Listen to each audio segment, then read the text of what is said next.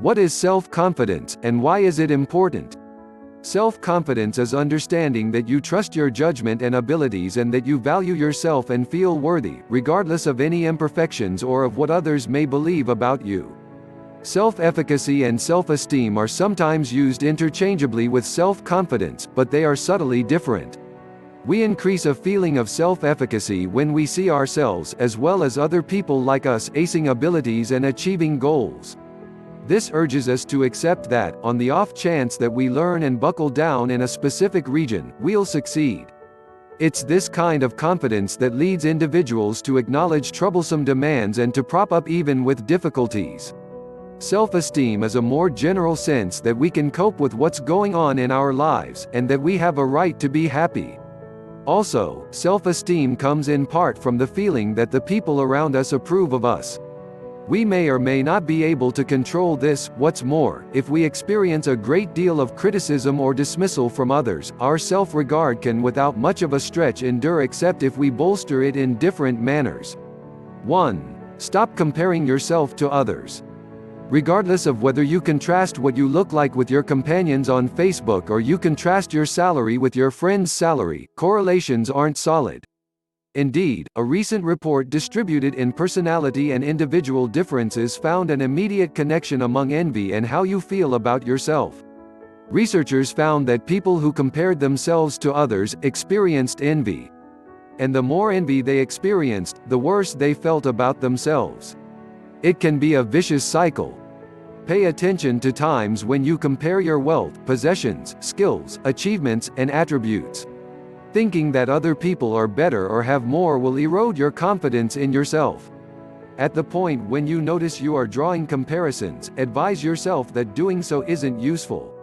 Everybody is running their race and life isn't a competition. 2. Get to know yourself.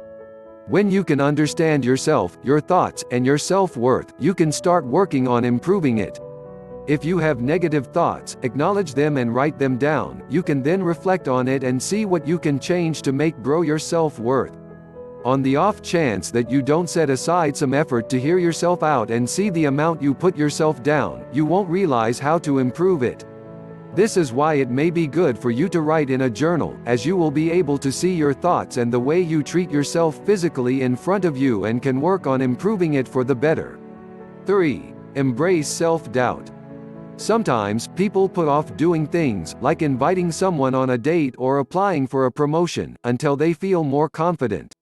But sometimes, the best way to gain confidence is by doing. Practice facing some of your fears that stem from a lack of self-confidence. 6. If you're afraid you'll embarrass yourself or you think that you're going to mess up, try it anyway. That doesn't mean you shouldn't plan or practice. On the off chance that you have a major discourse coming up, practice before your loved ones so you'll increase some confidence. But don't wait until you feel 100% confident before you proceed. You might never get there. Embracing a little self-doubt might help you perform better. A 2010 study published in Psychology of Sport and Exercise found that athletes who embraced their self-doubt outperformed athletes who were 100% confident in themselves. 4. Surround yourself with a supportive squad. If you surround yourself with people who make you feel bad or knock you down, you are not going to be able to build your confidence. Being around pessimistic individuals will just cut you down and cause you to lose more confidence. You have to encircle yourself with individuals who lift you as opposed to cutting you down. Having a supportive network is a great way to boost confidence, as they will make you feel more positive and start to feel better about yourself. This will help you to gain confidence and start to improve your self-esteem. 5. Empower yourself with knowledge. Empowering yourself, all in all, is probably the best methodology for building self-confidence. You can do that from numerous points of view, however perhaps the surest approach is to engage yourself is through information. This is along a similar vein as building skill and getting ready. By getting increasingly proficient, you'll be progressively sure, and you become progressively educated by doing examination and contemplating.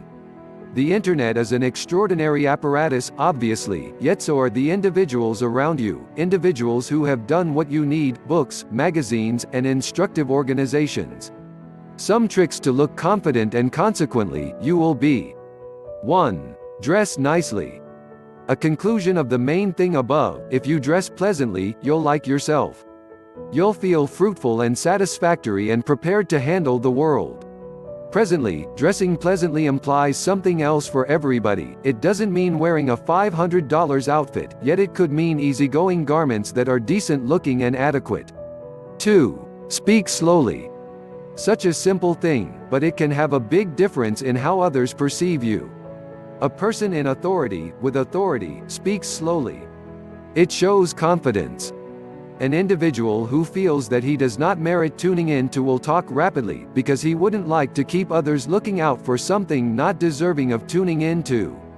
Regardless of whether you don't feel the confidence of somebody who talks gradually, take a stab at doing it a couple of times. It will cause you to feel increasingly certain. Don't take it to an outrageous, yet simply don't sound surged either. 3. Volunteer. It's the Christmas season right now. Would you be able to discover an opportunity to chip in for a decent motivation, to spread some seasonal happiness, to improve the lives of others? It'll be probably the best time you've at any point spent, and an astonishing side benefit is that you'll rest easy thinking about yourself in a split second. 4. Clear your desk. This may appear to be a little, basic thing. On the other hand, for some of you it probably won't be so little. In any case, it has consistently done some amazing things for me. On the off chance that my work area begins to get muddled, and my general surroundings is in disorder, tidying up my work area is my method of getting a little bit of my life leveled out. It is the calm in the center of the storm around me. Here's how. Thank you for watching. If you found this video useful or interesting, so please don't forget to like, comment, share, and subscribe to my channel. If you don't like, also comment for future improvement.